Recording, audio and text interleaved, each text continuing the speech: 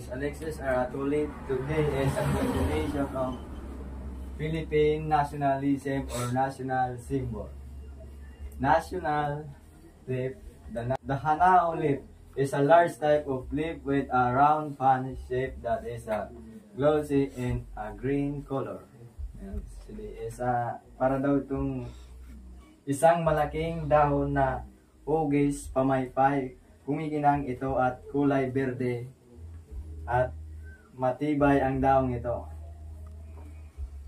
At kanyang katibayan tulad ng ang bubong sa bahay, matibay at matatag ito sa ulan at mapresko kaysa yero. Fruit.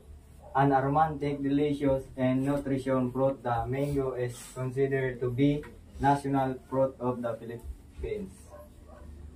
Tinuturing mabango at masarap na prutas at masustansya na prutas.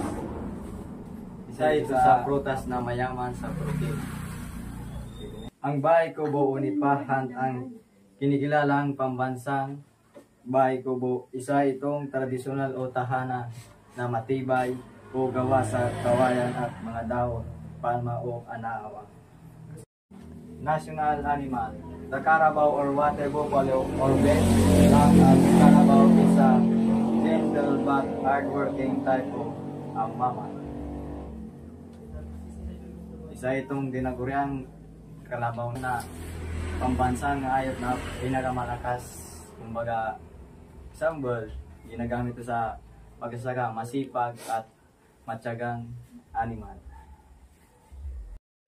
National fish. The milkfish or bangus is widely popular in the Philippines in Asia.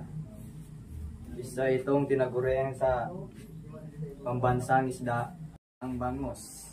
Ang kilala sa Pilipinas at ibang bahagi ng Asia. Isa itong uri ng isdang madaling halagaan at kaya ang iba't ibang uri ng kapaligiran. Madalas itong inahain sa kapagkainan ng mga Pilipino. National food. The Filipinos, fondest of adobo, and earned the title as the unofficial national food of the Philippines. Ang adobo raw ay ang kinikilalang di opisyal na pambansang pagkain ng Pilipinas. Bagamat nagmula sa salitang Kastila ang pangalan, ang parahan ng pagluto sa bansa bago po dumating ang mga Kastila.